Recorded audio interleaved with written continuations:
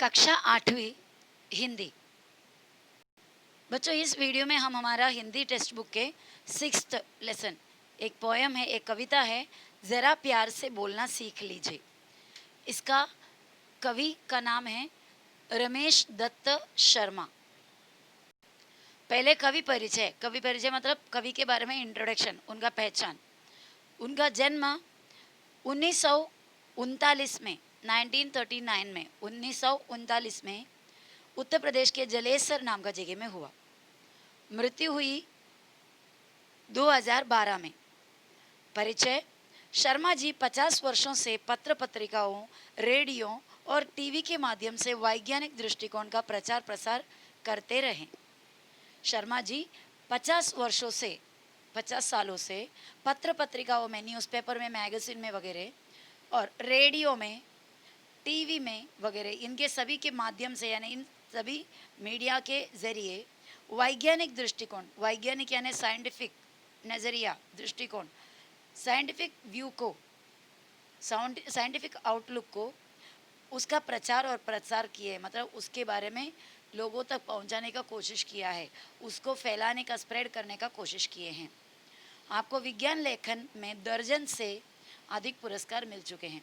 तो साइंस से रिलेटेड जो कुछ भी उन्होंने बुक लिखे हैं उसके लिए उनको दर्जन से अधिक यानी 12 से भी ज़्यादा, डजन से ज़्यादा पुरस्कार मिल चुके। पुरस्कार क्या होता है? अवार्ड, तोहफा, है ना, मिले हुए हैं। आप तोहफा नहीं बोलेंगे, हम क्या बोलेंगे? इनाम या अवार्ड। अवार्ड आप जानते हो। आप कक्षा 7वीं 8वीं से ही स्थानीय मुशायरों में चचा जलसेरी के नाम से शिरकत करने लगे थे। आप कक्षा 7वीं 8वीं से, मतलब वो जब 7वीं 8वीं में पढ़ते थे उस टाइम से लेकर स्थानीय यानी उनका एरिया के, यानी लोकल एरिया के, वो जहाँ रहते थे उस एरिया के स्थानीय मुशायरों, मुशायरा क्या होता है? जो कवि लोग अपना कविता का वगैरह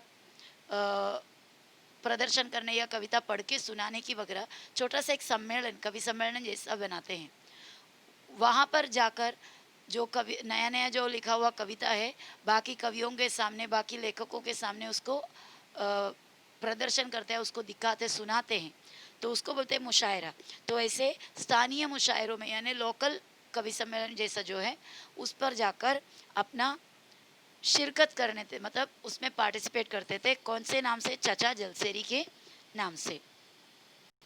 पद्य संबंधी यानी पद्य से रिलेटेड जो कविता है उसके बारे में। प्रस्तुत गज़ल के शेरों में शर्मा जी ने प्रेम से बोलना, सही समय पर बोलना, बोलने से पहले विचार करना, आत्मनियंत्रण रखना, मधुरभाषी होना आदि गुणों को अपनाने के लिए प्रेरित किया है। प्रस्तुत गज़ल एक गज़ल है। गज़ल एक टाइप का कविता होता है। एक गज़ल में आपने बहुत सारे गज़ल सुने होंगे, रेडियो में वगैरह गज़ल सुनते हैं।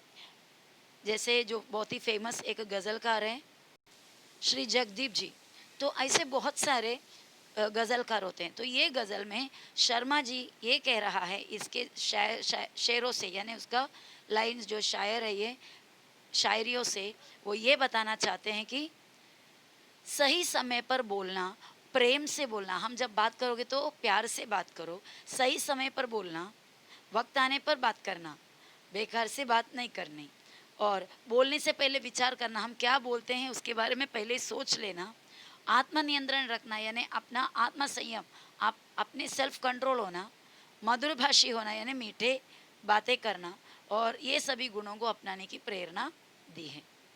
आपका मानना है कि हमेशा होठ सीकर बैठना उचित नहीं है। उनका कहना है कि हमेशा होठ सीकर जीना मतलब चुप रहना, ये भी सही नहीं है। आवश्यकता अनुसार आक्रोश प्रकट करना भी ज़रूरी है। आवश्यकता अनुसार मतलब ज़रूरत के हिसाब से, कभी ज़रूरत पड़े तो गुस्से में चीखना चिल्लाना भी ज़रूरी होती है। वाणी में शहद घोलना सीख लीजिए, ज़रा प्यार से बोलना सीख लीजिए। कवि क्या कह रहा है? वाणी, वाणी यानी बोली, हमारा मुंह से निकले हुए शब्द, जुबां, जुबां से शहद घोलना सीख लीजिए। यानी कवि कह रहा है, हे मानव, अपनी वाणी में ज़रा शहद जैसी मिठास मिलाकर बात कीजिए, ज़रा प्यार से बोलना ज़रा सीख लीजिए। चुप रहने के यारों बड़े फ़ायदे हैं, ज़ुबान वक्त पर खोलना सीख लीजिए। चुप रहने के बहुत फ़ायदे हैं। चुप रहेंगे तो कोई हम पर चिल्ला कर चले जाएंगे, हमको कुछ झगड़ा वगैरह नहीं होगा, ऐसा बहुत सारे फ़ायदे हैं। लेकिन जब ज़रूरत पड़ने पर, वक्त आने पर ज़ुबान को ज़रा खोलना भी सीख लीजिए, वरना आपके साथ अन्याय होगा, आपका गलत फ़ायदा लोग उठाएंगे। तो इसके लिए जब ज़रूरत पड़ने पे आप ज़रा ज़ुबान खोलना भी सीख लीजिए। तो कवि का कहना है, हे मानव, अपनी वाणी में शहद जरा जैसी मिठास जरा घोलना सीखो और प्यार से बोलना सीखो, और जब ज़रूरत हो तो तभी बोलो। बहुत सारे अवसरों पर आवश्यकता नहीं होती, तब भी हम सलाह मशवरा देने जाते हैं। तो उसके अलावा, उसके बिना क्या करो, जब ज़रूरत पड़ते हैं तब बोलना उचित होता है। कुछ कहने से पहले ज़रा सोचिए, ख्यालों को खुद तौलना सीख लीजिए। कवि कह रहा है, कुछ कहने से पहले ज़रा सोचिए। आप बोलने से पहले आप क्या बोलने जा रहा है वो ज़रा सोच लीजिए। आपके जो शब्दों को ज़रा तौल मोल कर आप इस्तेमाल कीजिए, वरना आपके शब्दों से, आपकी ज़ुबान से निकले हुए शब्दों से सामने वाले व्यक्ति को चोट पहुंच सकते हैं, सामने वाले व्यक्ति को गुस्सा आ सकते हैं, या ऐसा कुछ भी बुरा असर हो सकता है। इसीलिए कवि कह रहा है, हे मानव, किसी को कुछ कहने से पहले अपनी बात पर विचार करना और फिर बोलना सीखो। बोलने से पहले अपने शब्दों को तोलने की आदत डालिए। ऐसा ना हो कि आपकी बातें सामने वालों को दुख पहुंचाए, क्योंकि तलवार से भी बहुत ही तेज होता है जुबान से निकले हुए शब्द। तलवार से लगे हुए घाव तो एक बार भर जाएंगे, लेकिन जुबान से निकले हुए शब्दों ने जो चोट दी है वो जल्दी या शायद कभी भरते नहीं। इसलिए यदि बातचीत के दौरान अगर सोचना हो, थोड़ा ख्याल करना हो, तो ज़रा अच्छी तरह ख्याल करके तोल मोल कर बात कीजिए। तू तड़ाक हो या फिर हो तू मैं, अपने आप को टोकना सीख लीजिए। तू तड़ाक हो या फिर हो तू मैं, यानी अगर किसी को चिल्ला रहे हैं तुम, या तुम गुस्से में हो, तू मैं होना, यानी कि जो छोटे मोटे झगड़ा जब होते हो तो अपने आप को टोकना सीख लीजिए। मतलब अपने आप को रोकना, टोकना यानी रोकना सीख लीजिए, वरना क्या होगा, बात हाथ से निकल जाएगी। पटाखे की तरह फटने से पहले रोशनी के रंग घोलना सीख लीजिए। अगर समझो एक दूसरे से कुछ अगर अनबन हो गए, कुछ झगड़ा वगैरह हो गए, तो उसको क्या करो, पहले ही उसमें बातें, प्यार से बात करने से हर झगड़ा बंद हो सकता है, रोक सकते हैं। तो क्या करो, पटाखे की तरह ये फटने से पहले, यानी बात हाथ से निकल जाने से पहले क्या करो, उसमें रोशनी के रंग घोलना सीख लीजिए, यानी प्यार मोहब्बत से बात करके उसे बंद करना या उस झगड़े को होने से रोक लीजिए। कवि का कहना है, हे दोस्तों, किसी भी परिस्थिति में दूसरे पर क्रोध में फट पड़ने के स्थान पर प्यार का प्रकाश फैलाना उचित है।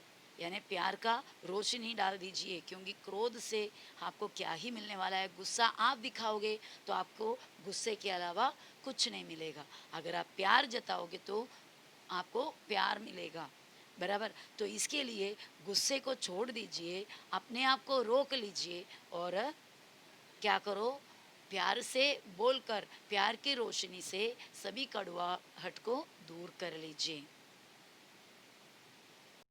कटु वचन तो सदा बोलते हैं काटे। कटु कटु यानी बहुत ही कड़वाहट, कड़वा मतलब कड़वा बात करना मतलब क्या होता है, हाँ, टेढ़े मुँह बात करना, सीधे बात नहीं करना, किसी को बुरा लगने जैसे बात करना, गाली देना, ये सब कटु वचन होता है। तो कटु वचन तो सदा बोते हैं काटे। बोना मतलब बीज बोना, बराबर, बोना, सोइंग करना इंग्लिश में हम बोलते हैं। तो कटु वचन कौन बोते हैं, कांटे बोते हैं, जहाँ पर कांटे हैं कांटे चुभते हैं। इसी तरह अगर हम बुरे हैं, कांटे जैसा हम दूसरों को तकलीफ देने वाले हैं, तो हम कौन सा वचन बोएंगे? कटु वचन। मीठी बोली गुल रोपना सीख लीजिए। मीठी बोली गुल, गुल यानी फूल, मीठी बोली के फूल को रोपना सीख लीजिए। रोपना यानी पौधा लगाना, उस फूल के पौधा लगाने सीख लीजिए। यानी कड़वाहट का पेड़ को उगाने से अच्छा मीठी बोली के जो फूल है उस फूल का झाड़ को उगाना सीख लीजिए। बात बेबात कोई चुभने लगे तो बदल कर उसे मोड़ना सीख लीजिए।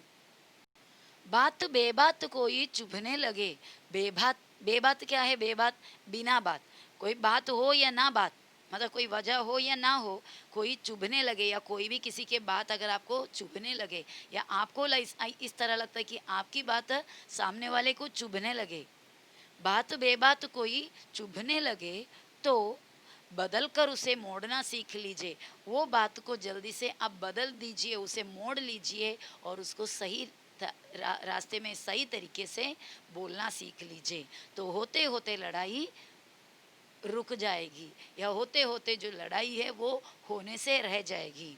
तो इसके लिए बात बेबात कोई चुभने लगे, यानी कोई बात किसी का या बिना बात कोई एक्शन से या किसी से किसी को अगर चोट पहुंचने लगी या किसी को चुभने लगे, तो बात बिगड़ने से पहले उस बात को क्या कर लीजिए? मोड़ लीजिए, बदल दीजिए। ये किसने कहा होठ सीकर को के बैठो, ज़रूरत पे मुंह खोलना सीख लीजिए। तो कवि ने इतना सब कुछ बोला, झगड़ा हो रहा है, आप समझ लीजिए, आप प्यार से बोल लीजिए। तो इससे कवि ये नहीं कह रहा है कि जहाँ पर ज़रूरत है वहाँ पर भी चुप बैठिए, ऐसा कवि ने नहीं कहा। हर वक्त चुप बैठना भी तो सही नहीं है। ज़रूरत जब पड़ते हैं, आपको ज़रूरत के वक्त ज़रूर आपको बात करनी चाहिए, जो बात बोलनी चाहिए वो बोलना चाहिए। हमेशा ओट सीकर यानी सिलाकर ओट को बंद कर बैठे रहना, चुपचाप बैठे रहना सही नहीं है। ज़रूरत पे मुंह खोलना भी सीख लीजिएगा। तो ये 4 लाइन्स का क्या मतलब हो गया? वापस से देखो। कटु वचन तो इतना ये नहीं, इससे जस्ट पहले बात का, बात बेबात कोई चुभने लगे तो बदल कर उसे मोड़ना सीख लीजिए। ये किसने कहा होठ सीकर के बैठो, ज़रूरत पे मुंह खोलना सीख लीजिए। कवि कह रहा है कि यदि अगर कोई बात करते करते कोई ऐसा प्रसंग, ऐसा कोई बात आ जाए कि किसी की बात आपको या आपकी बात दूसरों को चुभने लगे, तो बात को प्यार से मोड़कर लाना सीखो, ताकि वातावरण फिर से सुखद हो जाए, सही हो जाए। पर साथ ही साथ ये बात की ध्यान रखना चाहिए कि अगर आप कोई बुराई देख लिया या फिर कोई अनुचित बातें देख लिए या सुन लिए, तो वहाँ पर भी ओट सीख कर बैठने की ज़रूरत नहीं है। ज़रूरत पड़ने पर आपको आवाज़ उठाना ही चाहिए। जहाँ पर अत्याचार हो रहा है वो देखकर चुप बैठना, वो भी सबसे बड़ा गुनाह है। इसीलिए ज़रूरत पड़ने पर, अत्याचार होते हुए देखने पर आपको आवाज़ उठाना भी चाहिए। चलो बच्चों, बहुत ही छोटा सा सिंपल सा एक कविता था। मिलते हैं अगले वीडियो में। Bye bye.